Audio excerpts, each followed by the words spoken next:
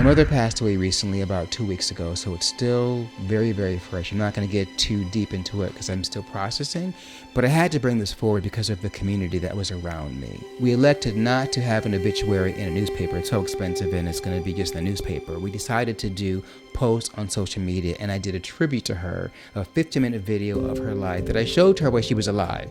For her 82nd birthday, I did celebrate her, so she did see her memorial while she was still with us.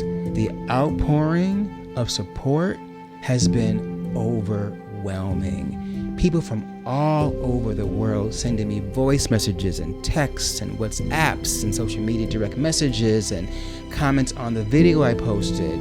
It has been unbelievable. I'm talking hundreds of people pouring their hearts out in support of me. That's my community. It made me feel so loved.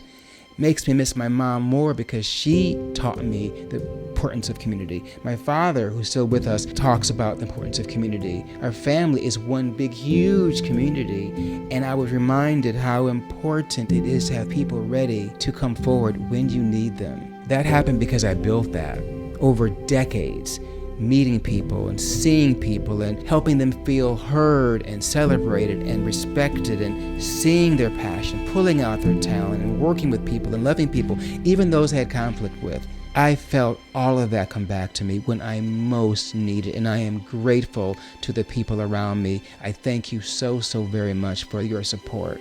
It's an example of the power of community and how we need that right now more than ever in this world as we battle these unthinkable challenges for the human race. We are one tribe, one family, one planet, one community of human beings, and we have a right to be together, to love together, to support one another, and to celebrate one another in our uniqueness, in our variety, in our diversity. Yes, diversity. We are worthy of love, we are worthy of each other, and we have to make sure that at every moment that we can, we are sharing our love with one another and purposefully building community. I know I will be processing her loss for the rest of my life, but Mom, I want you to know, as I said the last time I saw you, I love you and I miss you. And now is where the rubber hits the road. As the oligarchs move in to claim their bounty at our expense, the only way through this is together. We need community now more than ever. Democracy is built on community.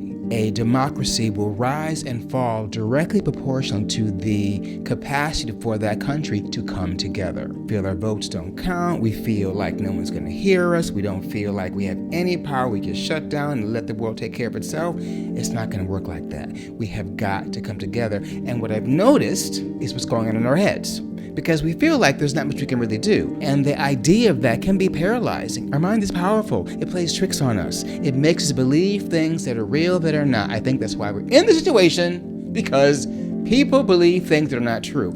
Cognitive dissonance. It can confuse us to the degree that our self-doubt and the voices in our head becomes our reality. Even in the face of truth, even when you're looking at something that you know is true, it can't be true because in your brain it's not supposed to be that way. Even as their lives are being dismantled, they have to believe a falsehood so that they can make sense of that. There are people that believe things that can be literally proven with one swipe on your phone. And it's hard to hear the truth because the truth means that, yeah, you've been bamboozled. And it's okay. It happens all the time, all over the world. And that confusion and that reaction to what you think is happening, what should happen, can impact us. And then our self-doubt leads into us to make decisions about our lives that are not healthy. And one way through this is community. Community will help us come back together and fight and stand together, and it can also help us battle our self-doubt. So let's talk about the power of community, how much we need each other through these times, because together we can not only change the world, get it back on track, but can also help us achieve our individual goals and battle our self-doubt. Stick around and find out more. Self-doubt is a loud lion. It casts shade on everything around us. It dims our internal light. It makes us feel alone even when most people around us are sharing the same phenomena. This aloneness can make everyday challenges overwhelming. But here's the thing. Even when you may feel like this, there are people around you who care. And those people are your community. I call them lions. life challenges, unchanging circumstances. It's more than a metaphor, it's a way of life. I can remember a time many years ago at a job that I had that I was really pushing hard to make things happen. And I was hitting these walls. People didn't understand me. They didn't understand what I was trying to do. I was trying to push forward in love and light. I was serving the community. I was doing what I really, really felt was the right thing to do. And I had challenge after challenge, person after person come, and I felt so alone and sometimes so defeated. It fueled me. I didn't bend. I was very resilient, and I got through it and had huge impact, but it was hard. It was hard and frustrating and aggravating and lonely and sad and challenging. There were a number of lions that defeated me. So years later, I ran into a former coworker, someone that worked in the same place with me. They said, "Man, they let you have it." I said, "What are you talking about?" He said, "Yeah, you had some challenges, brother." He said, "You're amazing that you got through that. We all watched you and marveled at how you navigated those situations." I had no idea. And all that time I felt like I was alone. All the time I felt totally unseen, unheard, unrespected. I was all in my head. And even though my army was right there in front of me, I couldn't see it. I was not alone. And I'm going to guess you aren't either. It may feel like you are, but you're not. And if you truly are, then it's time to build some community around you. It's sad that I went through that whole time like that, feeling alone and misunderstood. And there were people that misunderstood me. I just didn't know that I had access to an army right at arm's length that would have stood up with me if I had asked. It makes me sad sometimes.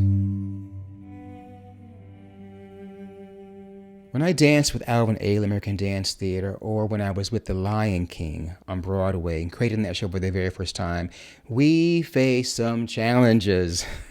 We really were in the fire together, and that brought the most eclectic and talented group of people I've ever worked with in both situations together to form an unbreakable bond. Now, that was a community that was chosen for me. When I auditioned for these particular productions, Alvin Ailey and then The Lion King on Broadway, I was invited into a group of people that had a common goal. There's another kind of community that I call chosen family. They're not your biological family, but they are family nonetheless, in many ways deeper and stronger than your biological family, because they're people that you choose to be in your life because they support you, believe in you, respect you, love you, and will be there in the fire with you when you need. That is my true definition of community. People that are in my chosen family, whether they're with me physically or another place on the planet Earth, they are with me. And if I need them, they show up. You gotta build that and nurture that. That's how I define community, my chosen family. Find your tribe, your intimate tribe, where there's no judgment, where there is love and acceptance, belonging, and a sense of home. And then nurture it and take care of it. Like any relationship, you have to commit to building it purposefully. Without your chosen family, your community, self-doubt will loom and threaten to devour you.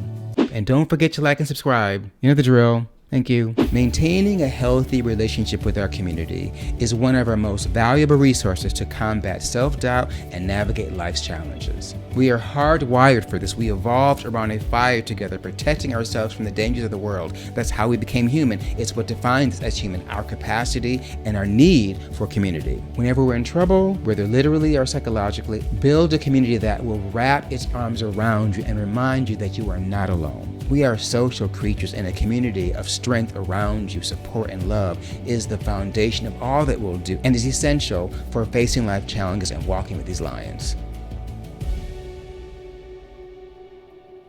Our community offers many benefits across different landscapes. A sense of belonging. Studies show that being part of a community reduces loneliness and improves mental well-being. Support networks. Communities provide emotional, financial, and informational support, improving resilience during crises. Identity and purpose. Being connected to a group helps individuals develop a sense of self-worth and direction. Better health outcomes. Research links community to lower stress, reduce risk of chronic diseases, and longer life expectancy. Behavioral influence. Community helps us shape positive behaviors that add value to our sense of self-worth and overall quality of life.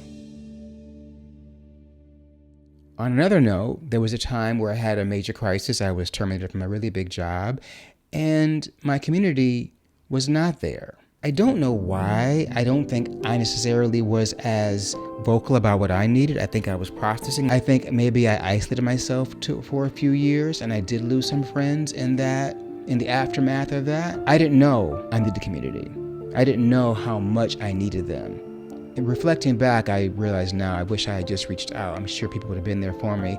I think sometimes when tragedy strikes like that, people don't know how to respond. They don't know how to act. And maybe people were afraid to come in and see if I was okay. I'm not quite sure. Maybe they thought I was okay. I was not okay. Maybe they didn't know what I needed. I didn't know what I needed. I know now that what I needed was community.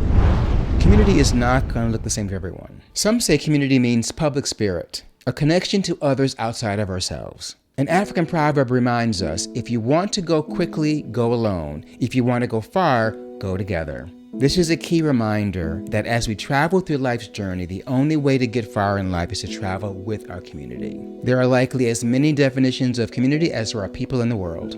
For some, community is your immediate family or extended family. I have a huge family, and they are certainly my community. For others, a community can be a group of friends that you navigate life challenges with, your chosen family. Whether it's your neighbor, teacher, church family, or gym buddies, most of us have a community that can offer refuge, support, and a safe space to heal. Coretta Scott King said, "The greatness of a community is most accurately measured by the compassionate actions of its members." Don't get wrapped up in who doesn't love you and who doesn't show compassion for you. Purposely direct your attention to people that do focus on your energy and maintain those relationships. Let's be real, not all communities are good for us. Although belonging is a basic human need, we can't get obsessed with it. Sometimes we must go at it alone. If you find yourself feeling unhappy about who you are and how you behave around certain people, it might be time to change your community. It's healthier for you if your community does not become your identity.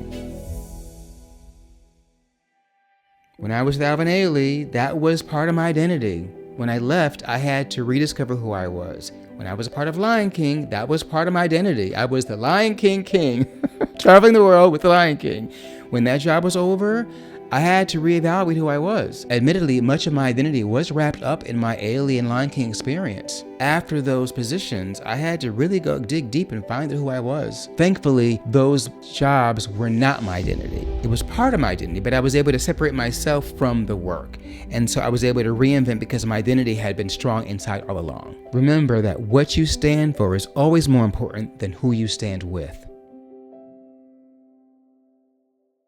The power of community is nothing new. It's a resource that our ancestors have used for thousands of years to survive the hardest realities of life. From the early women's movement to civil rights, change comes when community stands together. The history of African American communities in America is a story of resilience, resistance, and cultural innovation. Despite systemic oppression, African Americans have built strong communities that have played a crucial role in shaping American society. From our fashion, our music, our food, our dance, our art, our innovation, we have taken oppression and turned it into inspiration over and over and over again. And as Dr. Maya Angelou says, "And still I rise," which is why we must come together again. People of every color, every gender, every belief, everyone should come together because we know better now. We know that the things that are happening in our world have happened before. It's not our first time in this place. It doesn't work. What always works is community. We must rise together and get planet Earth back on track. One planet, one tribe, one world, one love. It's okay and understandable if life feels a little too much sometimes. No one can be strong all the time. This is why community exists. We were not designed to do it all alone, and no one ever truly does. It may feel like you are, but I would be willing to wager that you are not. And if you are, I wish you strength and community. Purposely build it around you. Fortify yourself with a community. When feelings of self-doubt take your heart and mind hostage, remember that you have a community standing by to rescue you. All you have to do is connect and ask for help. We are hardwired for community. We were wired for community when we were created. This is why our body creates neurochemicals and hormones such as oxytocin and serotonin that help us feel close, connected, and bonded to people around us. For more information about the importance of community, how to build a healthy community, how to avoid and identify a toxic community, please check out the link below from Life of Wellness. As the world rages and makes us believe we're falling apart and disintegrating, and in some cases we are, so that some people can have and the rest of us cannot, this is when communities rise. From the women's movement to the civil rights, people come together and can change the world. Now's the time to identify your community, build your community, maintain your community, and lean on your community. We need each other more than ever. We can get through this together. One planet, one tribe, one world, one community.